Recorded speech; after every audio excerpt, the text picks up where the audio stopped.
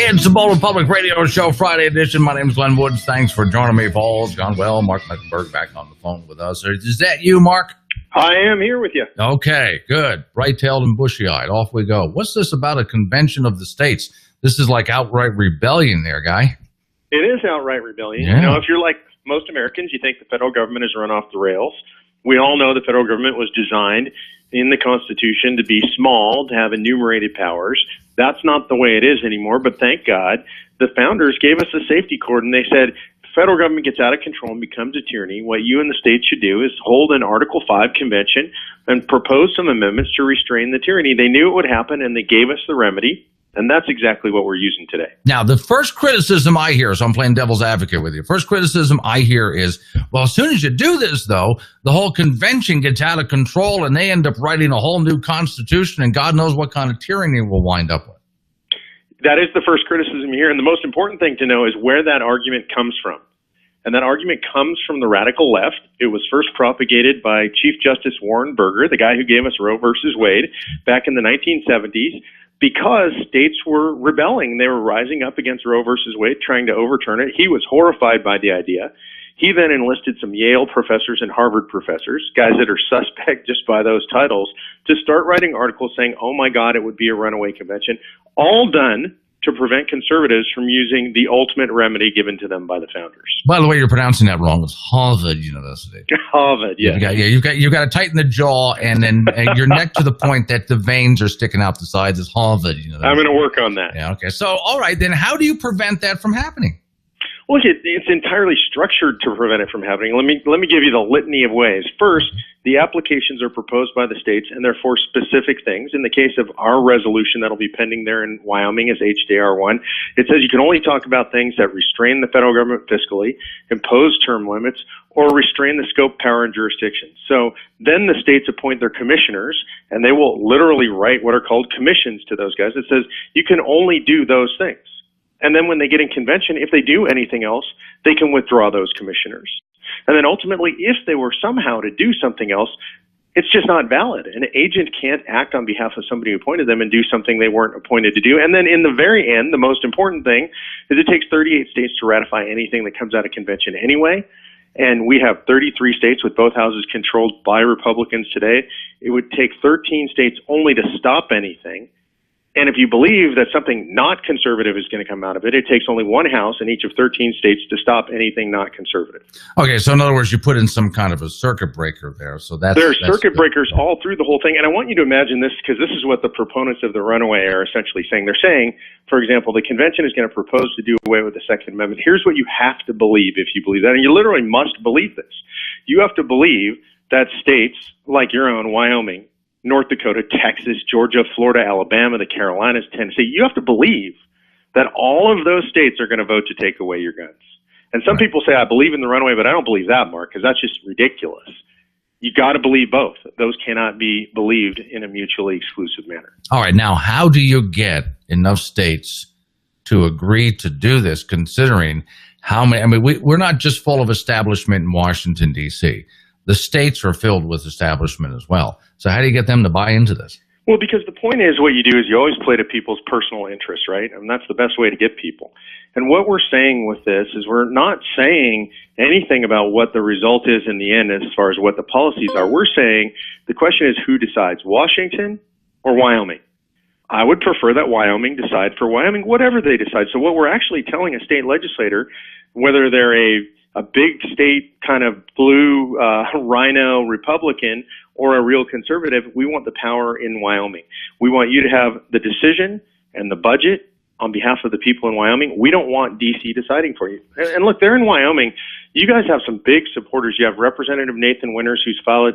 Senator Ray Peterson has signed on, 3 other co-sponsors. You guys have some serious issues there. EPA overreach, right? Really bad. They're shutting down the coal industry, trying to shut down the energy industry. And maybe Donald Trump is going to do some stuff about that. But then at some point, there's going to be another Democratic administration, and they're going to reverse all that. And the only way to fix it is to use a convention of states. We're talking about a convention of states here. And Mark, this is the problem, though. You see, if you do that, then all of that wonderful money that comes pouring in from Washington, D.C., they're going to get mad and cut off the money. And then what's the state to do? Well, the state is then going to have an amazing amount of revenue. Imagine what would happen if the federal government no longer controlled the energy resources in Wyoming. How wealthy could Wyoming be as a state if it controlled its own resources? And you guys don't control your own resources. You've got the EPA imposing on you, got the Department of Energy imposing on you, Department of Commerce, Department of Education. We've done the analysis all across the country, and if the money stopped flowing out and Wyoming and states like Wyoming and North Dakota controlled their own energy resources, you guys would be just fine without the federal government. All right. Now, the problem can be, let's go back and take a look at probably one of the biggest messes we have right now is the VA hospital system. There was an original VA hospital system, and it became the exact mess we have now. So they shut it down and built the current VA hospital system, which wound up right back where we started from. So what's to say that we're going to have a convention of states and work to fix all of this and not wind up with a federal government right back where we started from in the same mess? Well, I think ultimately, I'm not Pollyanna-ish. I think over the next 100 years or so, you might end up back there. But what we do is we reset the federal system to what the founders intended. And if you look at it for the first 100 years, it operated pretty darn well. So our job is to do what the founders did, stuff the federal government in a tightly controlled box. We can't do anything forever because history charts its own course. But we need to get back to something closer to what the founders intended, stuff it back in the box. 100 years from now, I have faith that our ancestors will probably fight a similar fight once again. Okay. Yeah, well, and that is true that if you look at the way things cycle out over generations, every so many generations has to hit the reset button. And if you think about it, Mark, didn't a few of our founding fathers talk about the fact that we were going to need a reset button every so often? Well, and a much more severe one than this. They said the tree of liberty must be watered with the blood of tyrants and patriots. And what we hope is that the founders have given us a mechanism so that we don't have to bleed. There doesn't have to be a revolution to hit that reset button.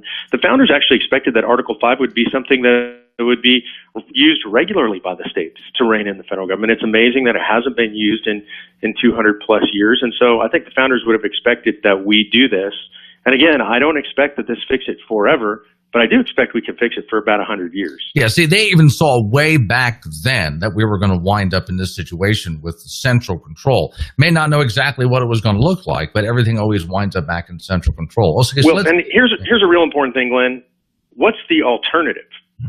Right? Because the alternative is just keep electing people and hope that things improve. Well, we actually don't want a presidency that's strong enough that the president can affect the actual structure of our government. We don't want an imperial presidency.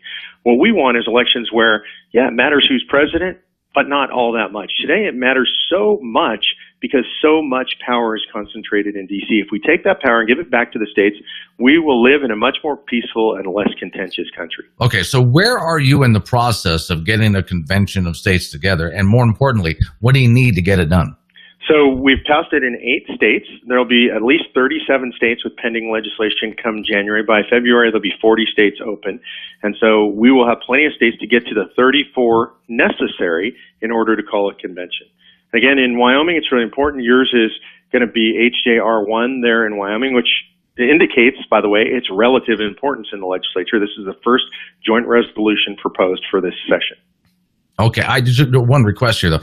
If you can get this done and just accidentally forget to invite California, New York, and Massachusetts, I think this will work out just fine. I'm from California, and one of the things I can tell you about California is they are going to send a bus full of hippies to the convention. They'll probably be all stoned, and they'll just forget to show up. I don't think they're going to do much damage. No. Well, unless, of course, the anarchists show up, and then you got to make sure to have tape on your windows. Thanks for coming on. As you guys get closer to this, just go to my website, boldrepublic.com. There's multiple ways to contact me there. Unless you and I work together on getting the word out. Okay? You got to really appreciate it. And again, your folks should go to conventionofstates.com, get signed up to help us there in Wyoming. All right. Thank you very much. Thanks, Glenn. Okay, that's going to be interesting. A convention of the states. Some people are against it. I understand, but here we go. They're trying. They're getting close.